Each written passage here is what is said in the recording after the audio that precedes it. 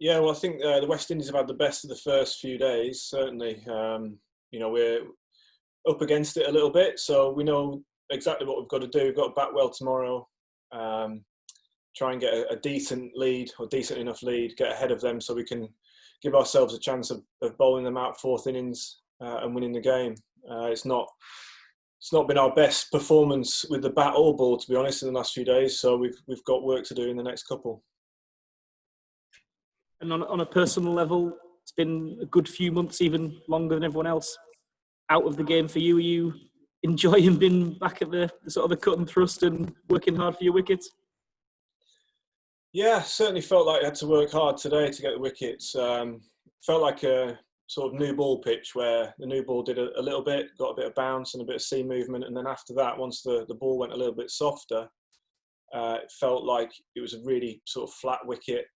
You had to work very hard to get anything out of it. So, I love doing, putting a shift in, doing a decent day's work in the field. And that's certainly what we did today. Okay, I think we'll go with Dean Wilson, please. Hi James. Just your comments on Ben Stokes and his performance. I mean, 4 for 49, really stepped up when the team needed him. Just your thoughts on how he went. Yeah, I thought he did a brilliant job. It wasn't easy. Like I said, it was a sort of new ball wicket where once the hardness had gone out of the ball, it really felt difficult pitch to bowl on. And as you said, we had a decent amount of miles in our legs, myself, Jofra and Woody. So then when Ben got those few wickets at the end, that was a crucial time for us. And it's given us a little bit of a chance to, get, if we bat well tomorrow, it gives us a chance to try and get a decent lead. And get ourselves back in the game. And he looked like he was limping a little bit at one stage. Is he physically okay? Is he struggling at all? Yeah, I think he's got a bruised toe, which wasn't, which was why he was limping a little bit, and it was just bashing against the end of his boot. I won't go into too much detail, but his toenail's not in great shape. So I think it's something that can be patched up by the physios and hopefully be okay second innings. Yeah, thanks. Okay, Lizzie, please. Hi, Jimmy. Is there any signs of the pitch breaking up? Does it look like it's going to break up towards the end of the match? I'm not sure about breaking up. I think it might get a little bit lower as the game goes on. That's certainly the way the 3-day game we played. It seems a very similar wicket to that. So that certainly kept a little bit lower as the game went on.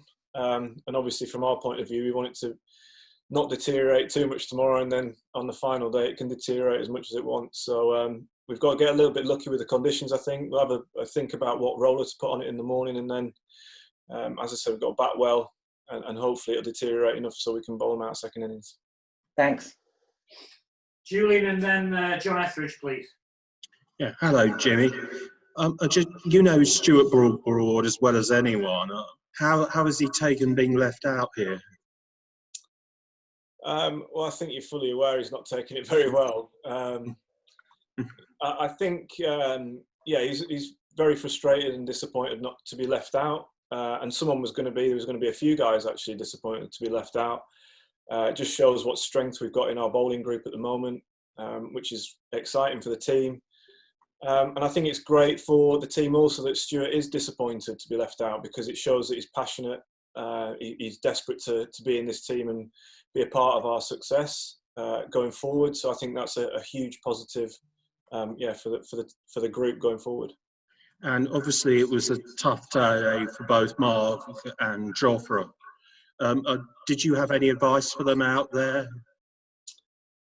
Yeah, I mean, we were talking all the time. It was just one of those days for them. I thought they bowled really well. They had some good spells. There were other periods where it was a bit trickier. We all found it tricky at times, certainly when the ball was a bit softer. You have days like this in Test cricket where things don't quite go your way. I thought, Jofra getting a wicket off a no ball, if he gets that, then his confidence goes up and he could get on a roll then. Similarly with Woody, I thought he bowled well in periods, and on another day he could have had more wickets. So it's just one of those things in Test cricket that they've got to get used to that. And it's the exciting thing from a bowler's point of view is that you've got the second innings to come back and you've got another opportunity to get some wickets. Thank you. Okay, John, and then we'll finish with Stefan. Yeah, I was going to ask about Stuart, actually. I mean, did it feel odd not having your old mate out there to sort of bounce ideas off and so on? Yeah, we've played a lot together, so it's having him at mid-off has been a familiar sight for me when I've been bowling. So it was odd not having him there, but as I said, someone was going to be disappointed, and I'm sure throughout this series we'll have bowlers that are disappointed to miss out. But as we've got such strength in depth, then people are going to have to miss out at times, and I'm sure he'll use this as fuel to sort of push on. And when he does get the nod, he'll perform brilliantly. Thank you. Okay, Stefan, please. Hi, Jimmy. You've said time and time again how you want to carry on playing for England as long as possible. How much has your first taste of behind closed doors cricket just reaffirmed that belief that you want to feel the buzz of a crowd again? Yeah, it's certainly very different without a crowd. But similarly, at the same time, I didn't think that the sort of drive or I just felt there was still that same. It was still a test match. You still got that feeling of it being a test match, and still everyone was hungry to do well. And there was still some big celebrations and things like that when we got wickets, showing that the passion's still there even without the crowd. But yeah, obviously it's not ideal for us. We want a crowd here, certainly at home. We're lucky to have great crowds when we have had in the past for our test matches. So hopefully in the near future we can get back to normal. Thank you. Just quickly, George, and then we're done. Thanks.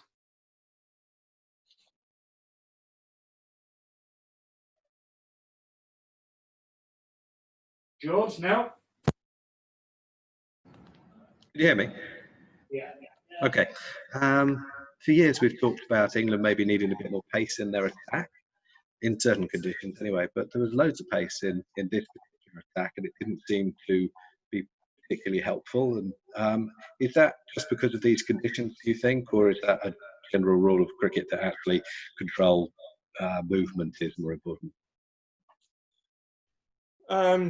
I guess the conditions dictate that. Obviously you need control. We saw the West Indies bowl well in the first innings, and they had a couple of guys that controlled when they bowled in Holder and Roach, and then the other two, the slightly quicker guys, they had a bit more freedom to run in and just try and bowl quick.